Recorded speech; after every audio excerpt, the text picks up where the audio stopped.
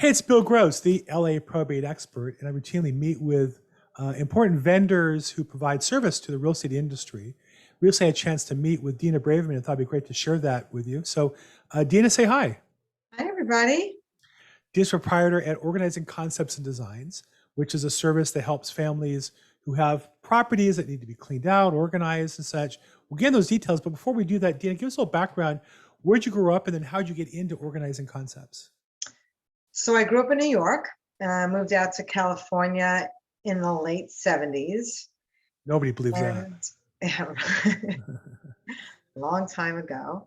And I didn't start this until, 12 years ago. So I started my first many years in the legal industry.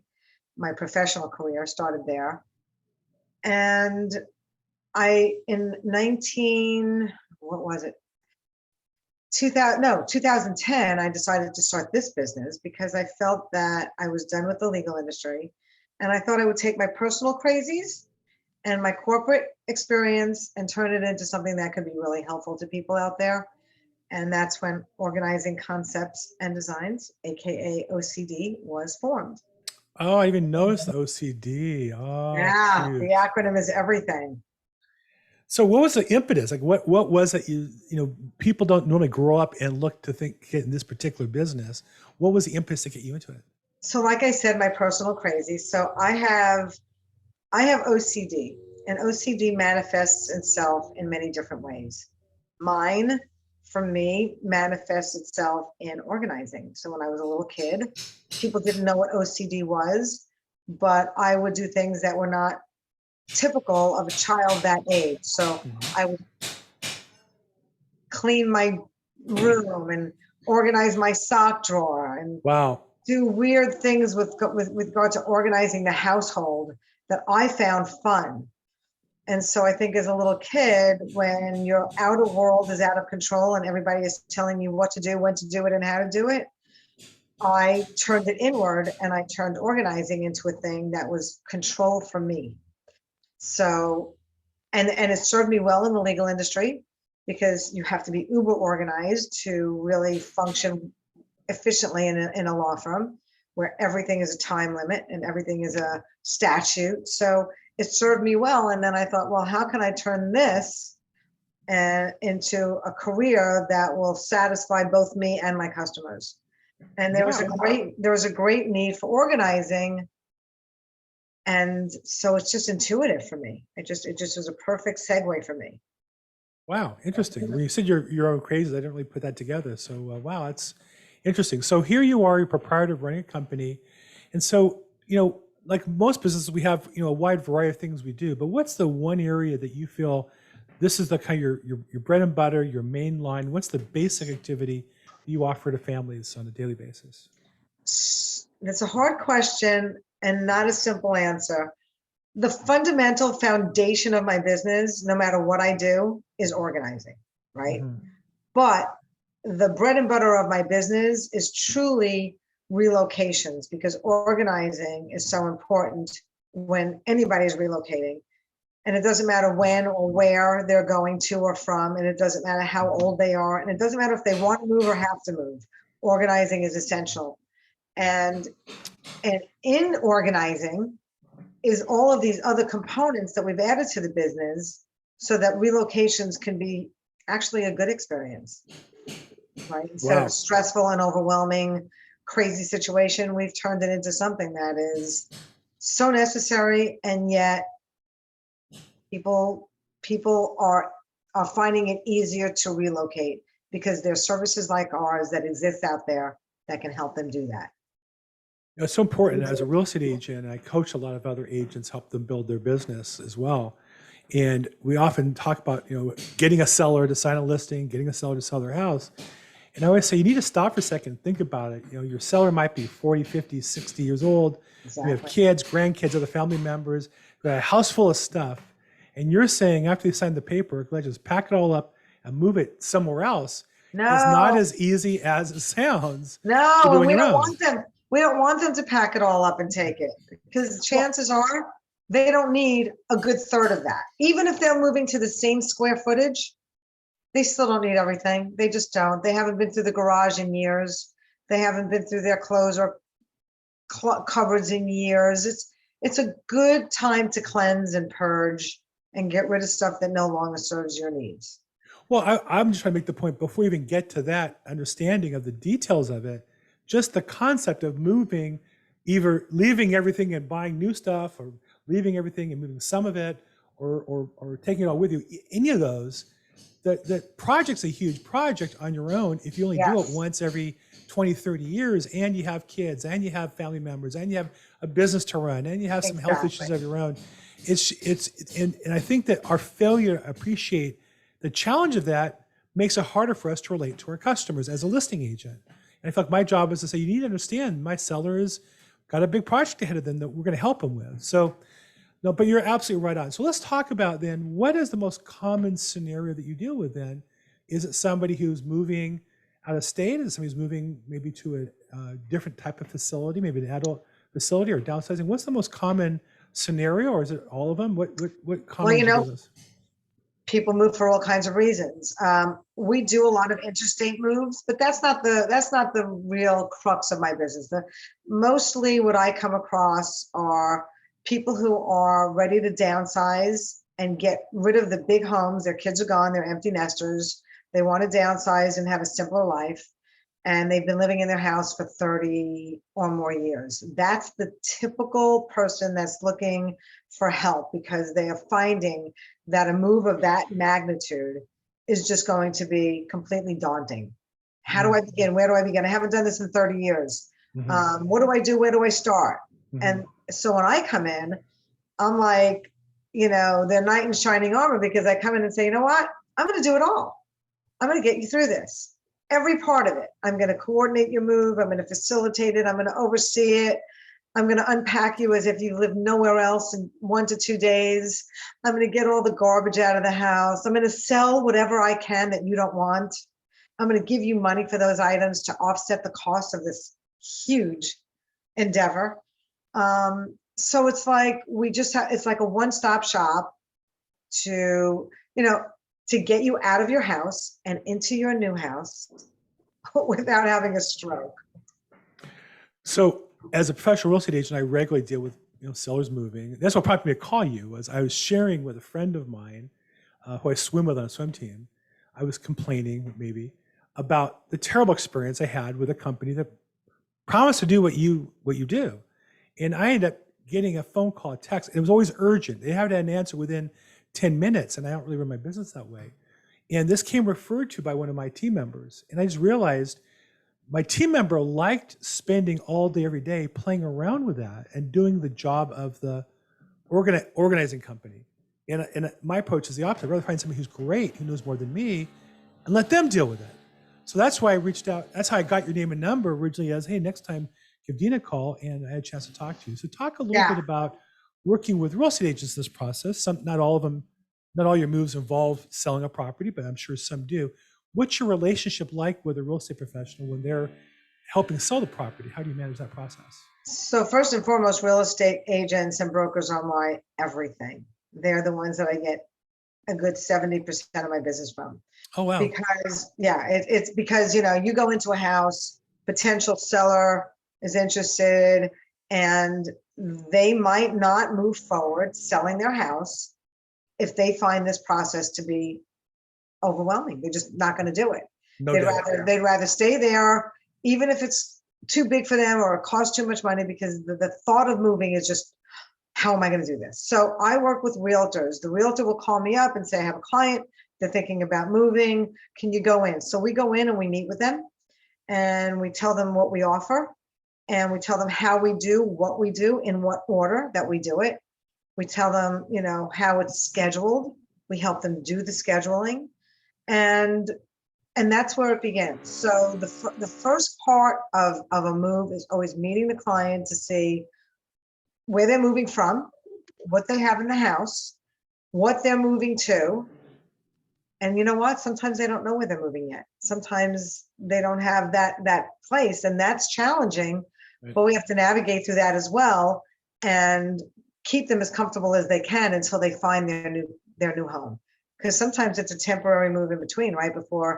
Between the time they sell their house and find their new home. Especially And now.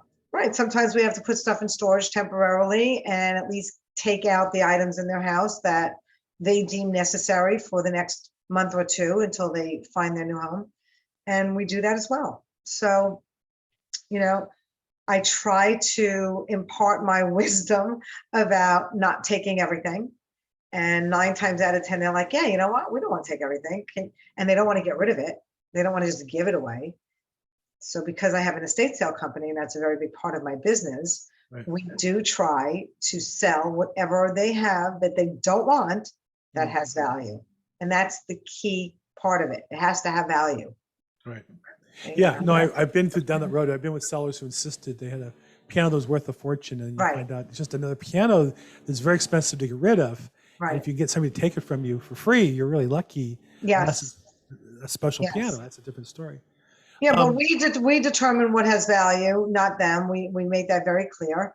And we also make very clear that sentimental value is quite different than fair market value. Yeah. And there's no amount of money that's going to be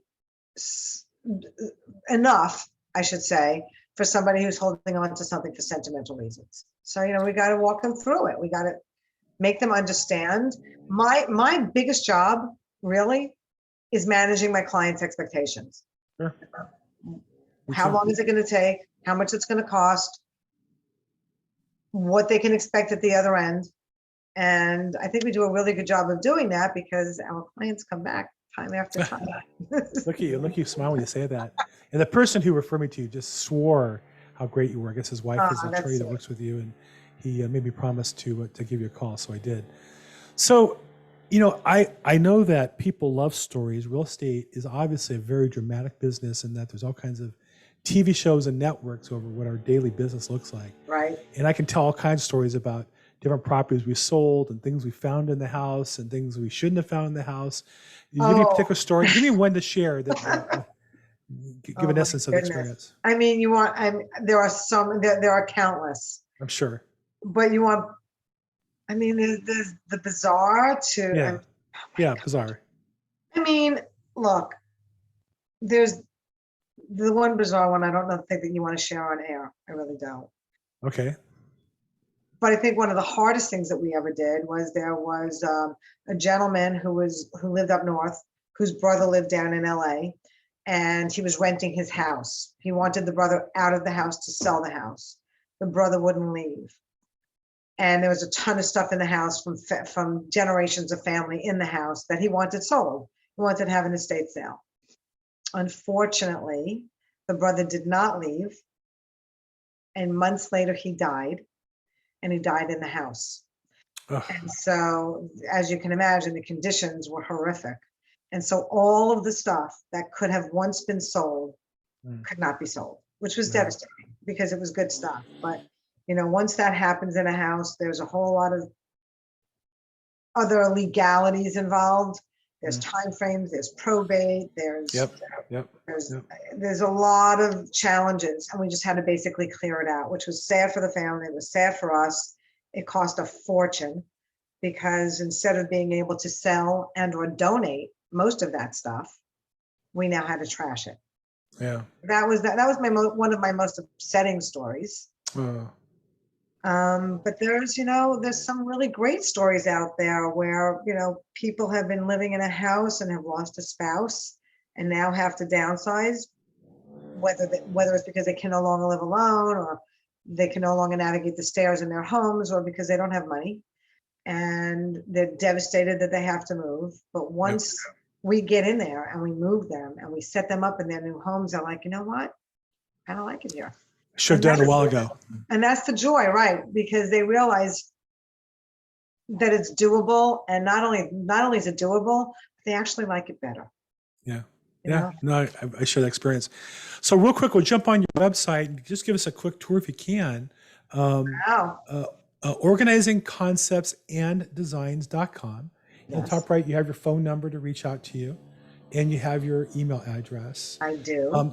So talk a little bit about the services, and if I want to learn more about you, you got some videos, you got some reviews. Where do you point people to if they want to learn more about your business? So the first thing that I would probably do is the services that we render, because they are so many different kinds of services. As I mentioned before, I come from 30 years in the legal industry. So we help people oftentimes with their home offices. Um, Also their professional offices, we implement filing systems. We help people with efficiency and productivity. We help people figure out how to be more productive. So we do a lot of office work. We do Nice. a lot as an organizer. We do a lot of residential organizing, and that is anything from downsizing, decluttering, um, from the mudroom to the attic to the garage and anything in between.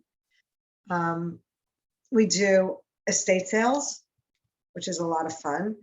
We turn treasures into cash, and oftentimes, if it's not an estate sale because of whatever reason, whether they can't wait for the estate sale or maybe they don't have enough value, we'll contact and bring in our vendors and do a private sale or sell something private party, or we'll sell it. If it has value, we'll sell it. One way or another, we'll sell it.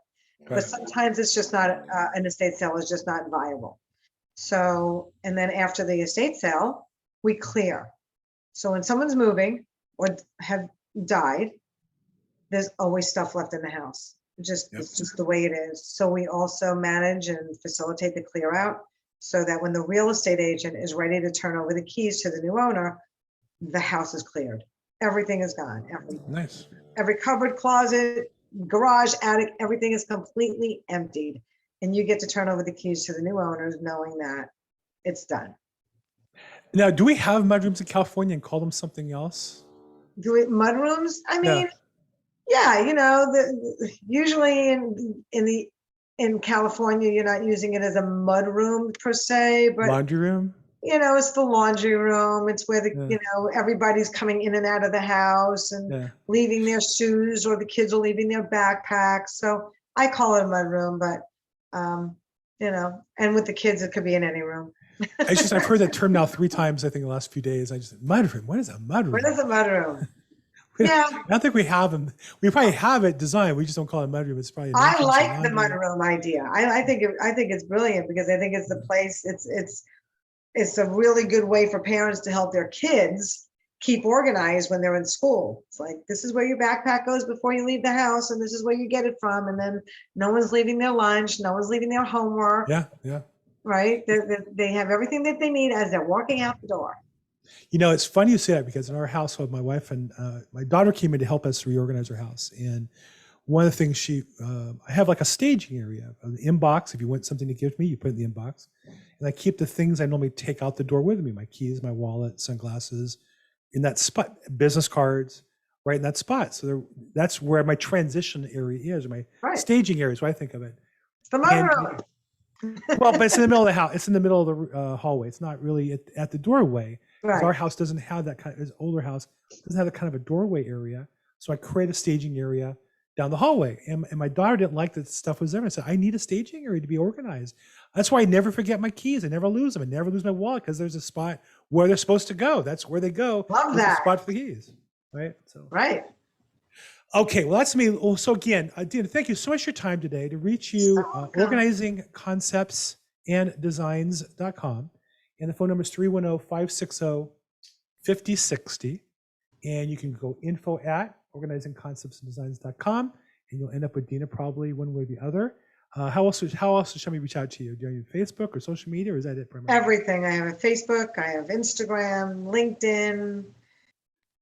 And we can be reached any which way, but Fantastic. Probably just give me a call. I'll always call back the same day. Well, you did with me. I got to say, I called always. You. And like I said, I was complaining to this friend of mine. He said, call Dina. And we talked right away. And I was impressed. I just want to share you with my future customers as well as my colleagues. And hopefully we can do some business together. I'm finishing up this other deal. It's been a nightmare for way too long. I wish I'd met you before we did that one, but we'll talk to you on the next one. So, Dina, thank you so much for your time today. Look forward to seeing you soon. And again, everybody, I'm Bill Gross, the LAProbate expert.com, and make today your best day ever. Thank you so much.